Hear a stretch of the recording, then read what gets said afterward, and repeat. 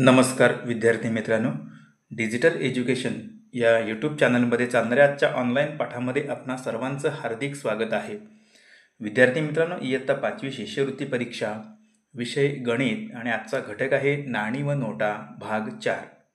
तर मित्रांनो, या ठिकाणी स्क्रीनवरचं हे आपण उदाहरण पाहूया. शिष्यवृत्ती परीक्षा दृष्टिकोनातून अत्यंत महत्त्वाचं असं उदाहरण आहे. काय उदाहरण पहा बरं. समीरने एका दुकानातून एक फ्रीज 11,440 रुपयाला विकत घेतला. दुकानदाराला त्याने 500 रुपये, 200 रुपये, 100 रुपये, 50 रुपये, 10 रुपये व 20 रुपये व 10 रुपयाच्या समान नोटा दिल्या. काय आहे बघा, इथे समान नोटा दिल्या. तर त्याने प्रत्येकी किती नोटा दिल्या? तर विद्यार्थी मित्रांनो, नोटांची ज्या संख्या आहे, प्रत्येक जी व्हॅल्यू आहे त्यानुसार नोटांची संख्या आपल्याला काढायची आहे, की जेणेकरून आपल्याला ही जी पूर्ण रक्कम आहे 11,440 ती आपल्याला मिळणार आहे.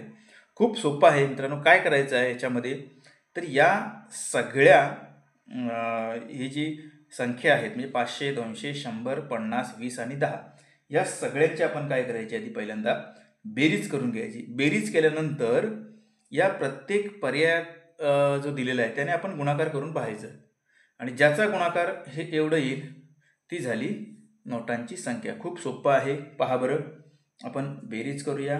500, 200 अधिक 100, 50, 20, 10 या सगळ्यांची आपण बेरीज करायची आहे. बेरीज केल्यानंतर येणारं जे उत्तर आहे ते 880. 880 हे आपण एक एक जर नोट घेतली तर 880 रुपये येत आहे.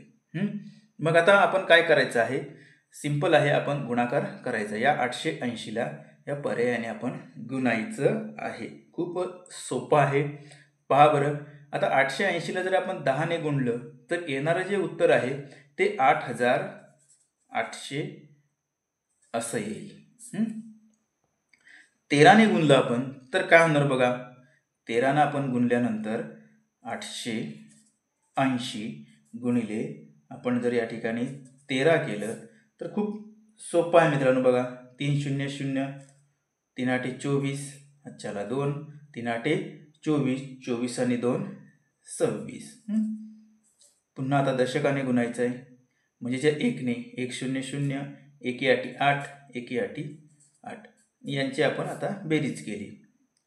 0 4 हे 6 आणि 4 8 14, आज चला 1 2 आणि 8 10 आणि 1 11. तर मित्रांनो पहा बरं, या ठिकाणी काय उत्तर आलेलं आहे 11,440. म्हणजे जेव्हा आपण प्रत्येक नोटांची संख्या आपण 13 घेतली त्यावेळेस येते. आपण पुढेही 25ने गुणून पहा, 17ने गुणून पहा. प्रत्येक पर्याय आपण काळजीपूर्वक या ठिकाणी काय करायचं आहे, त्याचा विचार करायचा आहे. तर या ठिकाणी आलेले जे उत्तर आहे ते 11,440 हे 13 नोटा जर आपण प्रत्येक घेतल्या तर आहे. म्हणून दुसऱ्या क्रमांकाचं जे उत्तर आहे ते बरोबर आहे. म्हणून 2 या पर्यायाला आपण काळजीपूर्वक काय करायचं आहे, रंगवायचं आहे. ठीक आहे मित्रांनो. यानंतर यासारखंच आपण एक पुढचं उदाहरण देखील पाहूया. पुढचं उदाहरण पहा बरं.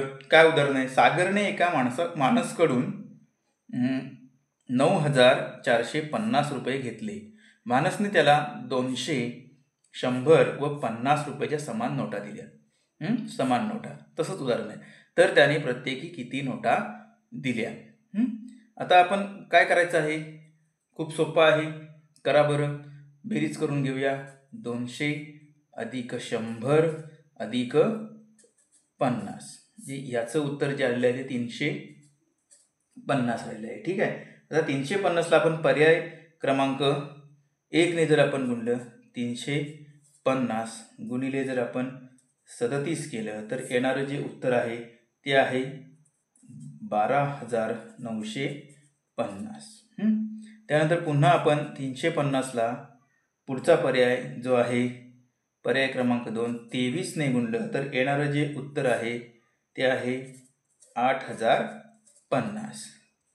350ला आपण आता 25ने जर गुणलं तर येणारं जे उत्तर मित्रांनो आहे ते आहे 8,750 आणि 350ला आपण 27ने गुणलं तर येणारं उत्तर आहे 9,450. आपण गुणाकार करून बघायचा आहे. मी थोडंसं फास्ट एवढ्यासाठीच घेत आहे की ह्या गुणाकार आपण करायचा आहे कच्च्या कामामध्ये. तर हे केल्यानंतर हे एवढंच उत्तर त्याचं येतं आणि म्हणून 350ला आपण 27ने गुणलं तर येणारं उत्तर 9,450 हे एवढं उत्तर आलेलं आहे. म्हणून पर्याय क्रमांक 4 हे या प्रश्नाचं अचूक उत्तर आहे. ते आपण काय करायचं आहे, रंगवायचं आहे. तर मित्रांनो, आजच्या व्हिडिओच्या चौथ्या भागामध्ये आपण या ठिकाणी